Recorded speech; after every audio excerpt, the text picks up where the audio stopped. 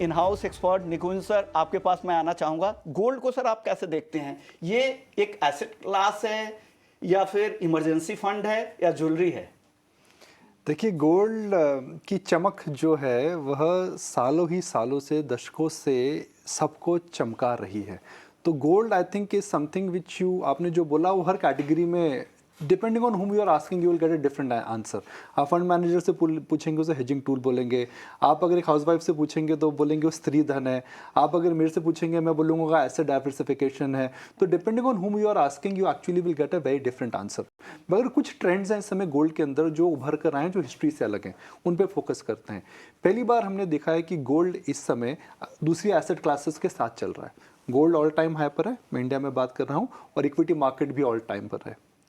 ये रेयर होता है। सेकंड, गोल्ड हमेशा एक इन्फ्लेशन का हेज होता है, मगर इस समय एक इन्वेस्टमेंट की इसमें हम देखने गतिविधि देखने को मिल रही है।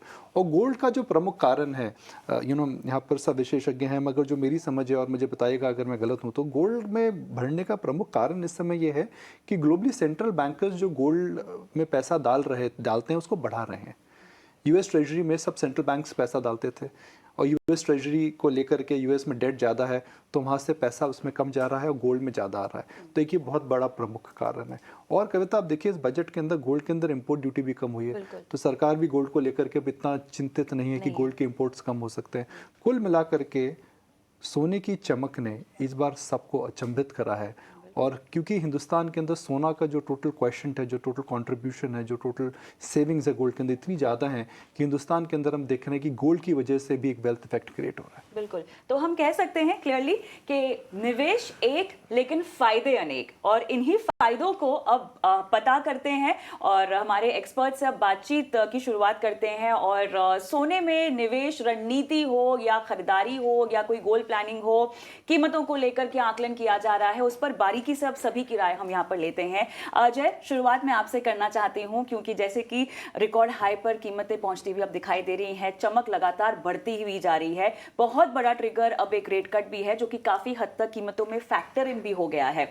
हम बारीकी से एक एक पहलू पर जाएंगे, लेकिन ओवरऑल कीमतों का ट्रेंड मुझे आपसे समझना है, क्योंकि सोना एक सेफ हैवन एसेट भी है और लोग अपने पोर्टफोलियो में उसको हेज भी करते हैं। बहुत सारे फंड मैनेजर्स उसको टैक्टिकली भी अपने पोर्टफोलियो में रखते हैं, फंड्स में रखते हैं।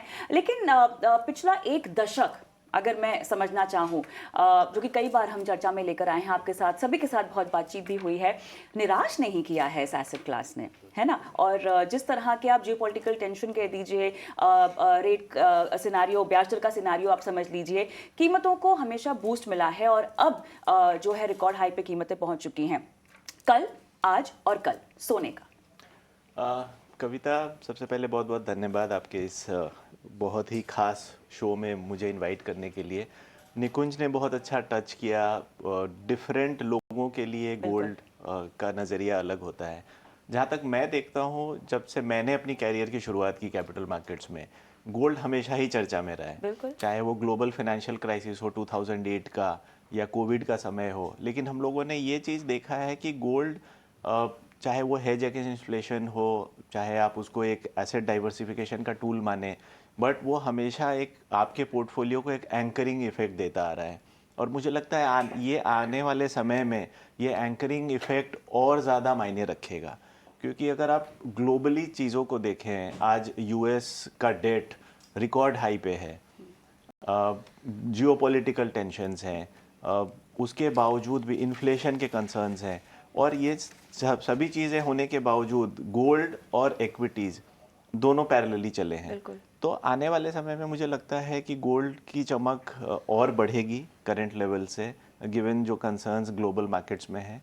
और अगर आप नंबर्स की बात करें तो पिछले एक साल में हम लोगों ने करीब करीब 32% रिटर्न देखा है, लास्ट 5 साल में करीब 200% का रिटर्न है। तो ये किसी मायने में equity as an asset class से पीछे नहीं रहा है। तो मुझे लगता है ये, अगर आप ट्रेडिंग करते हैं या आप निवेशक हैं, तो आपको ये ध्यान रखना बहुत ज़रूरी है कि गोल्ड को आप इग्नोर नहीं कर सकते। और सबसे इंटरेस्टिंग बात ये भी है, from gold investment point of view, आज आप किसी भी टिपिकल इक्विटी खरीदते हैं तो इक्विटी का एक ज्योग्राफिकल रीच होता है। मैं आज रिलायंस का शेयर जाके अफ्रीका में नहीं बेच सकता हूँ, बट फॉर but गोल्ड, सोने का गोल्ड आप इज कह अ सकते हैं। Globally accepted currency. मैं आज अगर मैं गोल्ड होल्ड करता हूँ तो अनसर्टेनिटी के टाइम में मैं कहीं भी उसे बेच सकता हूँ, तो ये एक बहुत बड़ा प्लस पॉइंट है। तो आई थिंक इन ऑल ये कहना चाहूँगा कि गोल्ड आपके पोर्टफोलियो में ज़रूर होना चाहिए। जी। और आप डिसाइड करें कि आप किस एज ग्रुप, किस इनकम ब्रैकेट, किस रिस्क एपेटाइट कैटेगरी को बिलोंग करते हैं, बट गोल्ड आपके पोर्टफोलियो में ज़रूर होना चाहिए। बिल्कुल।